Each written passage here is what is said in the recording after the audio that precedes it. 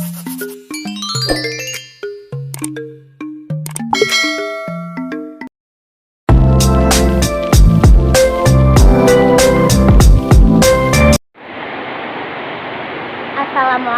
semuanya, apa kabar? Pada kesempatan kali ini, kita bakal ngebahas tentang integrasi nasional. Sebelum membahas tentang mendalam, kita bakal cari tahu dulu, apa sih itu integrasi nasional? Oke, integrasi nasional berasal dari dua kata, yaitu integrasi dan nasional. Integrasi berasal dari bahasa Inggris, yaitu integrate, yang memiliki arti menyatu padukan, mempersatukan, atau menggabungkan. Jadi, integrasi nasional adalah usaha dan proses mempersatukan perbedaan-perbedaan yang ada pada suatu negara sehingga terciptanya keserasian dan keselarasan secara nasional. Seperti yang kita ketahui, Indonesia merupakan bangsa yang sangat besar baik dari kebudayaan ataupun wilayahnya. Di satu sisi, hal ini membawa dampak positif bagi bangsa karena kita bisa memanfaatkan kekayaan se-Indonesia secara bijak atau mengelola budaya-budaya yang melimpah untuk kesejahteraan rakyat. Namun, selain menimbulkan sebuah keuntungan, hal ini juga akhirnya menimbulkan masalah yang baru. Kita ketahui dengan wilayah dan budaya yang melimpah itu akan menghasilkan karakter atau manusia-manusia yang berbeda pula, sehingga dapat mengancam keutuhan bangsa Indonesia. Di dalam integrasi nasional terdapat beberapa faktor teman-teman yang dapat mempengaruhi integrasi nasional. Faktor-faktor tersebut yang pertama adalah faktor pendorong integrasi nasional. Faktor pendorong merupakan faktor yang mempengaruhi kemajuan suatu proses atau tindakan tertentu yang dilakukan oleh seseorang maupun kelompok.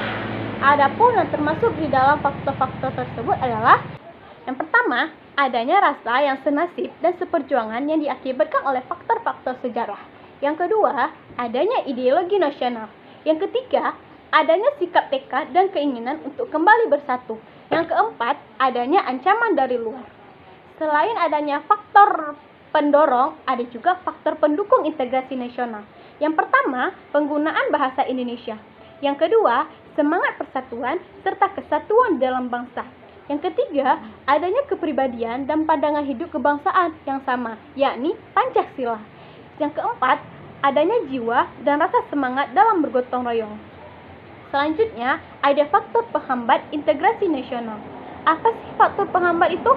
Faktor penghambat adalah merupakan suatu penghalang untuk melakukan tindakan secara individu maupun kelompok.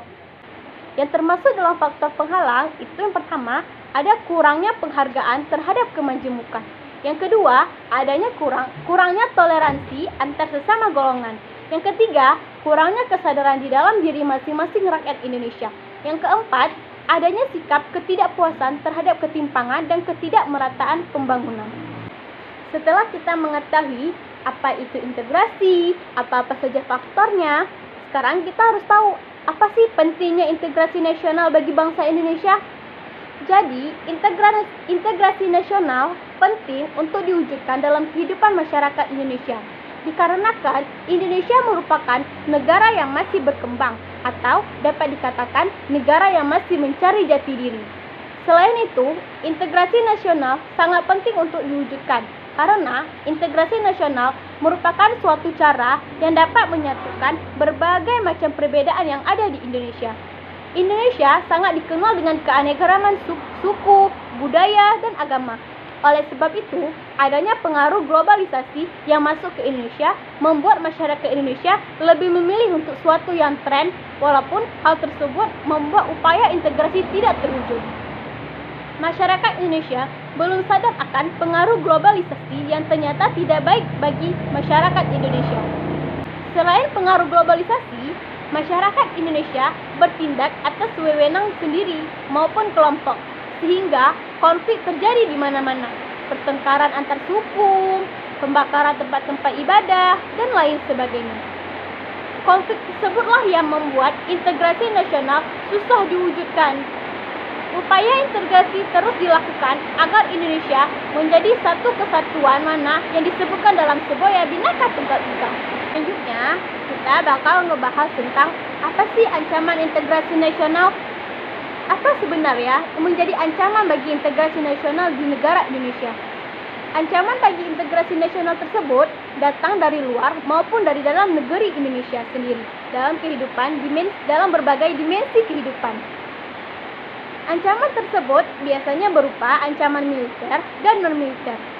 Secara singkat, ancaman yang dihadapi bangsa Indonesia baik yang berupa ancaman militer maupun non-militer. Yang pertama kita bakal ngebahas ancaman militer. Apa sih ancaman militer? Adalah ancaman yang menggunakan kekuatan bersenjata yang terorganisasi yang dinilai mempunyai kemampuan yang membahayakan kedaulatan negara, keutuhan wilayah negara, dan keselamatan segenap bangsa. Ancaman militer dapat berbentuk agresi, pelanggaran wilayah, spionase, sabotase, aksi teror bersenjata, pemberontakan, dan perang saudara. Ancaman militer ini dibagi menjadi dua, yaitu ancaman militer dalam negeri, yaitu ada disintegrasi bangsa melalui macam-macam gerakan separatis berdasarkan sebuah sentimen kesukuan atau pemberontakan akibat ketidakpuasaan daerah terhadap kebijakan pemerintah tersebut. Yang kedua, ada keresahan sosial akibat ketimpangan kebijakan ekonomi dan pelanggaran hak asasi manusia yang pada gilirannya dapat mengakibatkan suatu kerusuhan massal. Yang ketiga, adanya upaya penggantian ideologi Pancasila dengan ideologi yang lain, ekstrim atau tidak sesuai dengan kebiasaan dari masyarakat Indonesia. Yang keempat, ada makar dan penggulingan pemerintah yang sah dan konstitusional. Selanjutnya kita bakal ngebahas tentang ancaman militer luar negeri. Yang pertama, itu ada pelanggaran batas negara yang dilakukan oleh negara lain. Yang kedua, ada pemberontakan senjata yang dilakukan oleh negara lain. Yang ketiga, ada aksi teror yang dilakukan oleh terorisme internasional. Berikut ini kita bakal ngebahas tentang contoh dari ancaman militer terhadap negara. Yang pertama ada agresi, invasi, bombardemen, blokade, spionase, sabotase. Ancaman militer yang berupa aksi teror bersenjata yang dilakukan oleh suatu jaringan terorisme yang luas atau internasional, atau ancaman yang dilakukan oleh teroris internasional yang bekerja sama dengan terorisme lokal atau dalam negeri.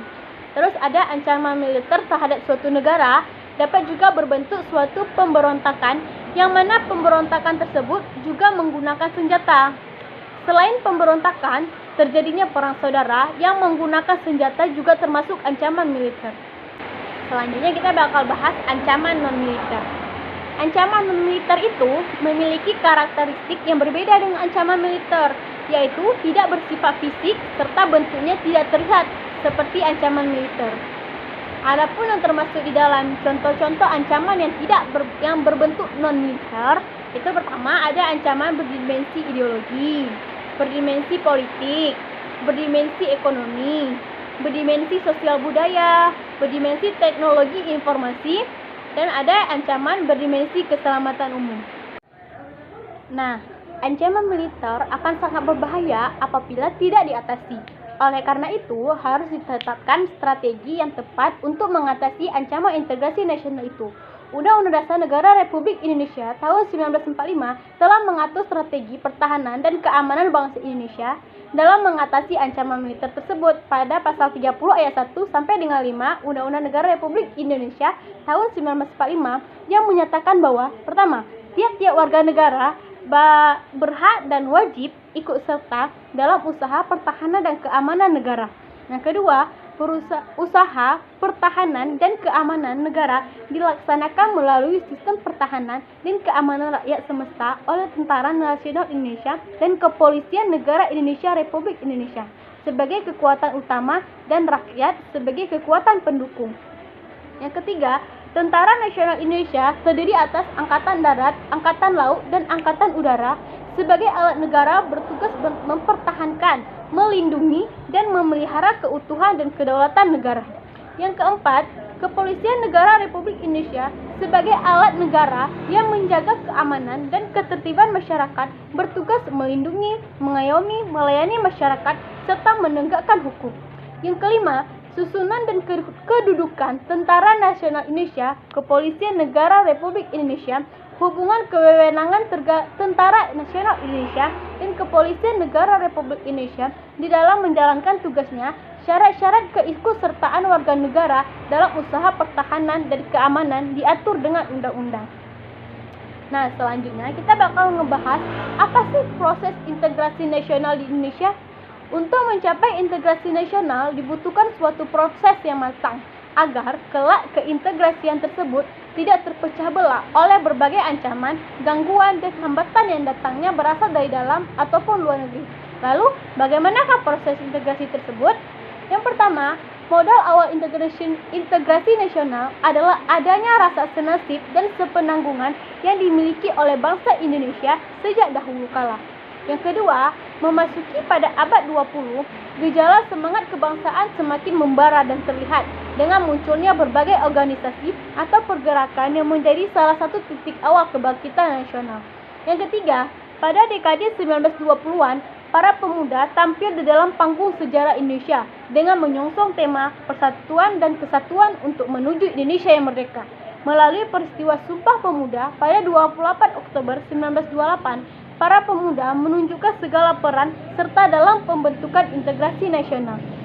Yang keempat, pasca proklamasi kemerdekaan, perjalanan bangsa Indonesia di dalam bernegara harus ditempuh dengan berbagai peristiwa.